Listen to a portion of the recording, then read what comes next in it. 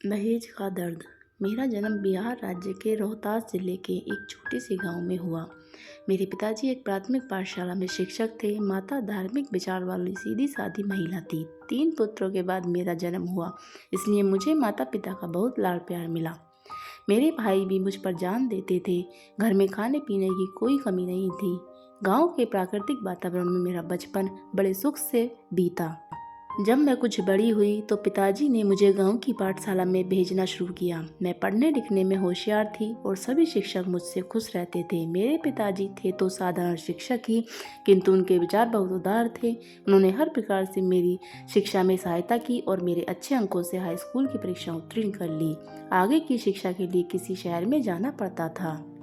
मेरे चाचा जी पटना के एक कॉलेज में प्राध्यापक थे। पिताजी की इच्छा थी कि मैं उनके घर रहकर आगे की पढ़ाई करूं, किंतु माताजी को यह पसंद नहीं था। नतीजतन यह मेरी शिक्षा वहीं रुक गई। अब पिताजी के सामने मेरे विवाह की समस्या आई। मैंने योग्य वर की खोज में पिताजी ने जमीन आसमान एक कर दिया।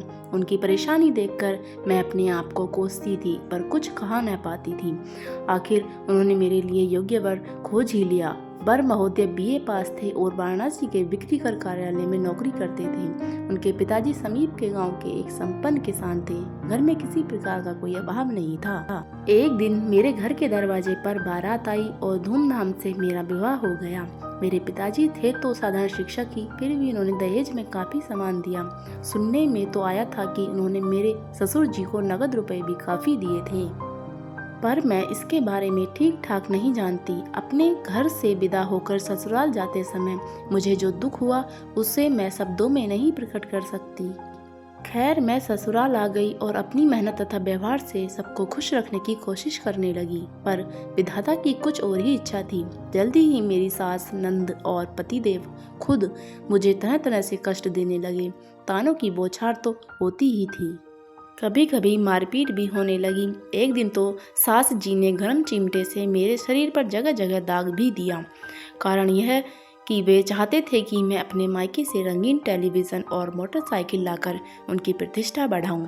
मेरी तभी जवान से पिताजी को सारी बातें बताईं, लेकिन वे रिटायर हो चुके थे और पेंशन के सारे जीवन बिता रहे थे। वे केवल आश्वासन देते रहे, किसी प्रकार की आर्थिक मदद नहीं कर सके। मैं भी उनकी विश्वसता समझकर चुप रही। एक रात जब सब लोग खा पी कर सोने की तैयारी करने लगे तो मैंने पास के कमरे में कुछ कानाफूसी सुनी। कान लगाकर सुना तो कांप उठी। मेरी सास और नंद मेरे पति पर दबाव डाल रही थी कि मिट्टी का तेल डालकर मुझे जला दिया जाए।